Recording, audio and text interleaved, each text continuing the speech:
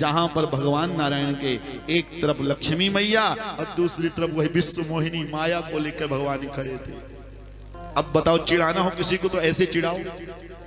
नारद जी को देखते ही पूरे शरीर में आग सी लग गई। अरे देखो तो सही, मेरा एक ब्याह नहीं होने दिए और अपने दो दो अगल बगल खड़े कर खड़े हैं। आज मैं इनको देखता हूं, अरे जन्म जन्म के छलियां हैं, जन्म जन्म के कपटी हैं। अरे भगवान शिव के साथ इन्हें कितना धोखा किया। शिव नाम तरी प्राप्य संसाराब्धि तरंति चा। अरे समुद्र मंथन से जहर निकला, स्वयं देवताओं को अमृत पिला दिया, लक्ष्मी को स्वयं ले लिया, वृक्ष कल्प वृक्ष को ले लिया, लेकिन उस बेचारे भोले वाले शंकर भगवान को क्या दिया? जहर दे दिया, विष दे दिया। अरे जन्म का छलिया है। उन राक्षसों को भी जिन्होंने मेहनत किया उनको कुछ भी हाथ नहीं लगा। पता है तुम ऐसा क्यों करते हो? भगवान हंसने लगे। नारद जी ने ऐसे ऐसे गालियों का प्रयोग किया है भगवान के लिए। तुम निर्लज्ज हो, मैं गाली दे रहा हूं, तुम हंस रहे हो। भगवान ने कहा, नारद जी ये रीति है, ससुराल में जाओ गाली ना खाओ तो शादी कैसे? ससुराल में सालियों की गाली तो खानी पड़ती है, वहां गाली नहीं मिली तो आप दे रहे हैं। बात तो हम यही समझ रहे हैं कि ससुराल की गाली खा रहा हूं। नारद जी ससुराल की गाली सुनकर तो वैसे भी हंसी आती है, इसलिए मैं हंस रहा हूं। नारद जी ने कहा, आप इसलिए नहीं हंस रहे नारायण, आप इसलिए हंस रहे हो परम स्वतंत्र नसीब कर कोई। आपको यह लगता मेरे सर के ऊपर कोई नहीं है, मैं सबसे बड़ा हूं, आप स्वतंत्र मानते हो, इसलिए ऐसा व्यवहार मेरे साथ कर रहे। नारद जी ने बड़े कटु वचन कहे। नारद जी ने कहा, आज किसी शिव से तुम्हारा पाला नहीं पड़ा, आज काम विजेता नारद से तुम्हारा पाला पड़ा है। आज मैं तुम्हें देखता हूं। भगवान हाथ जोड़ लिए, कहिए नारद जी कैसे देखेंगे? आप लोग कहते मैं तुझे देखूंगा गुस्सा में, ऐसे नारद जी ने मैं देखूंगा।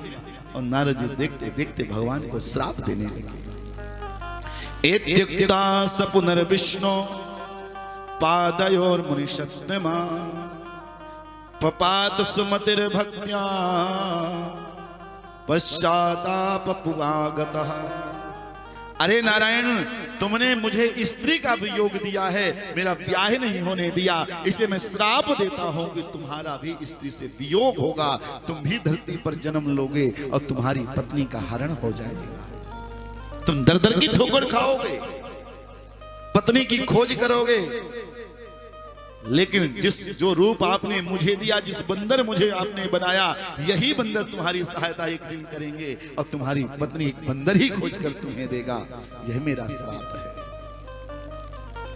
जैसे नारद जी ने श्राप दिया, भगवान ने अपनी माया को गायब कर दिया।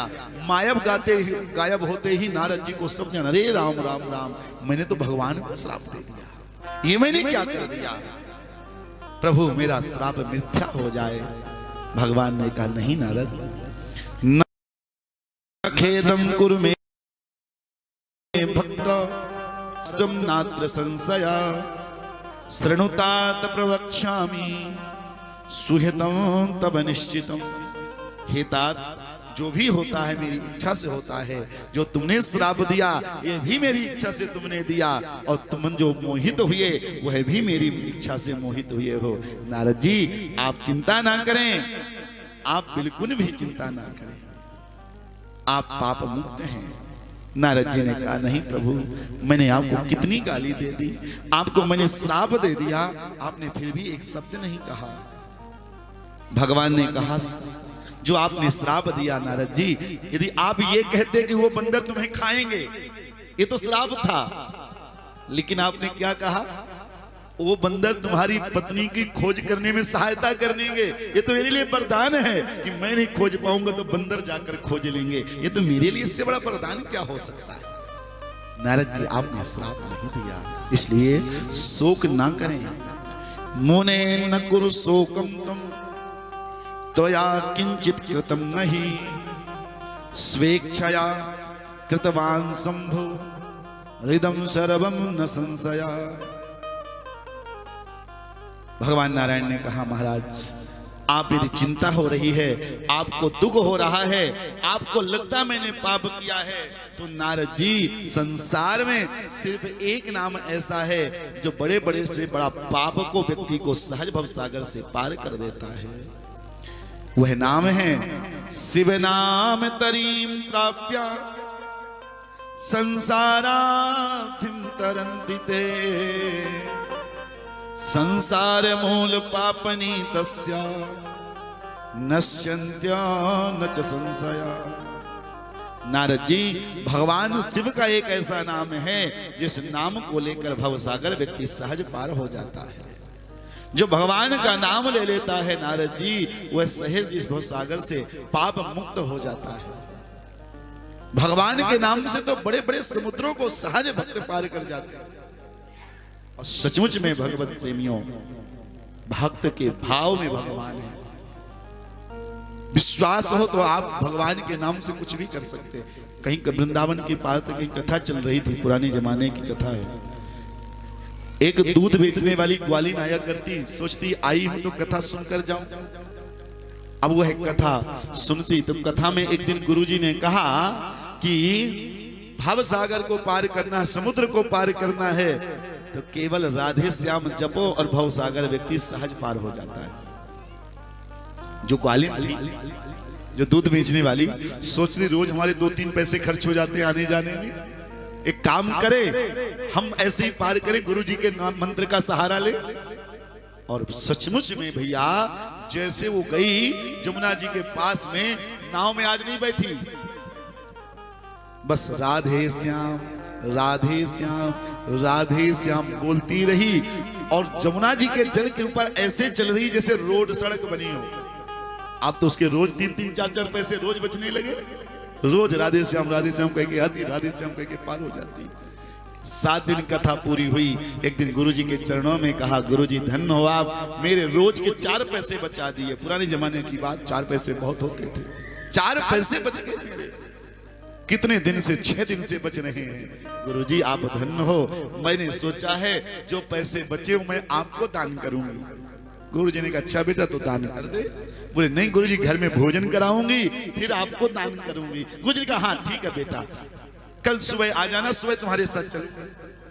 अब जैसे ही चेली आई, सुबह लेकर चलने लगी। अब गुरुजी खड़े हो गए जमुना जी के किनारे। चेली ने कहा गुरुजी चलिए। अरे बेटा पानी गहरा होगा। अरे नहीं गुरुजी, आपका मंत्र बहुत अच्छा है, हम तो रोज ऐसे पैदल जाते हैं। गुरुजी ने कहा अरे बेटा नाव बुलाओ फिर हम जाए। अरे गुरुजी आप देखिए। अब गुरुजी को लेकर जैसे वो बड़ी, बोली राधे श्याम, वो तो अंदर पानी में जाकर खड़ी हो गई। अब गुरुजी की धकपक मची। हो या ना हो, ये कोई जादूगरनी है जो पानी के ऊपर खड़ी, कोई चुड़ैल है जो हम इसके चक्कर में फंस गए और आ गए। नहीं नहीं गुरुजी आप क्या सोच रहे, चलो ना। अब गुरुजी क्या कहें, क्या सोच रहे, हाथ पकड़ रखा है, करें क्या गुरुजी बेचारे। जैसे गुरुजी कढ़ेली, गुरुजी को गुरुजी ने पैर रखा, गुरुजी का सीधे घुटना भर पैर पानी में चला गया। अब गुरुजी को बड़ी चिंता, लेकिन उसने कहा गुरुजी आपने ही तो कहा था कि नाम लेने से सागर पार हो जाते हैं। गुरुजी बोलो तो राधे श्याम, आप बोलो तो राधे श्याम। जैसे गुरुजी ने कहा रे क्या राधे श्याम बोलूं, राधे श्याम राधे श्याम। और जैसे गुरुजी ने राधे श्याम का, सचमुच में गुरुजी भी पानी के ऊपर खड़े हो गए। बोलो राधे। जो मंत्र गुरु ने बताया, लेकिन गुरु को विश्वास नहीं था, उस चेली को विश्वास था। गुरु उस पानी में डूब रहे थे, लेकिन चेली के कहने से उस जल में गुरुजी भी खड़े हो गए।